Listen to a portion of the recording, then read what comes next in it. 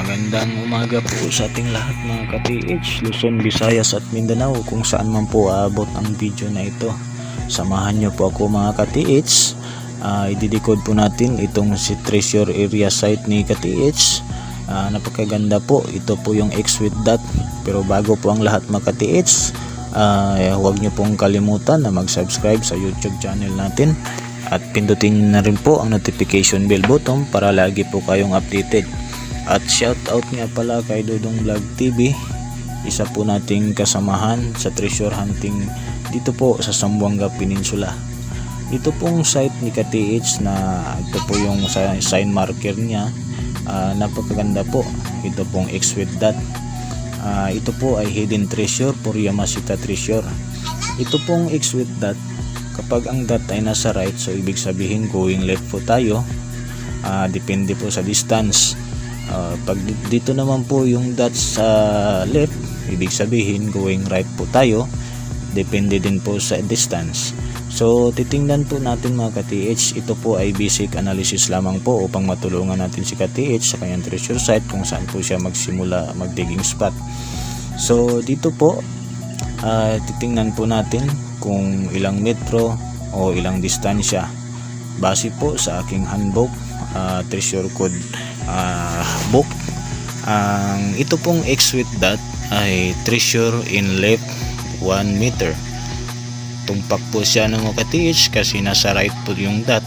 So in 1 meters distance digging spot po si ka-TH. At saka yung isa po, kung mapansin nyo po, may counter dot pa siya sa itaas sa unahan niya. So sukatin nyo po yan ka-TH kung ilang distance yan. So going to another sign na po yan, going another item. Dito po sa likod ng bato na ito, kung napansin nyo po mga ka-TH, meron din po siyang dalawang guhit. Yung isa mahaba, mataas, yung isa naman ay maliit lamang. So itong isa, so sa tingin ko po ito yung distance niya going left doon sa kabila, yung X with dot. At ito namang isa, so ito yung lalim po ng dip or digging spot na gagawin po natin, kasi masyado siyang mataas. Sukatin nyo po yan kung ilang feet, ilang inches, equivalent meter.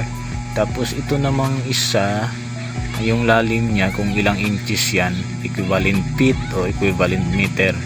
So ito namang isa, distance po yan, sa tingin ko mga 1 meter lang po yan. At saka huwag nyo rin pong kalimutan na gamitan ito ng kumpas mga ka-TH. Ayan po yung sample natin. Napakaganda po kung ito ay tutumpak sa S ang item. Yan po ay talagang sigurado at sure na rin po kapag nasa S. Pero kung naka-alignment naman po siya sa west, maganda din po, pag naka-alignment siya sa S o sa west, meron din po.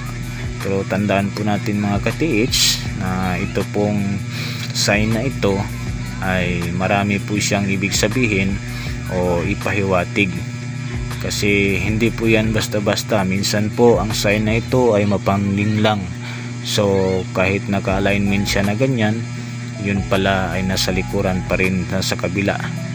Yung ibig na sabihin ko po, kahit po ay X with dot in the right, so nasa right pa rin yung item.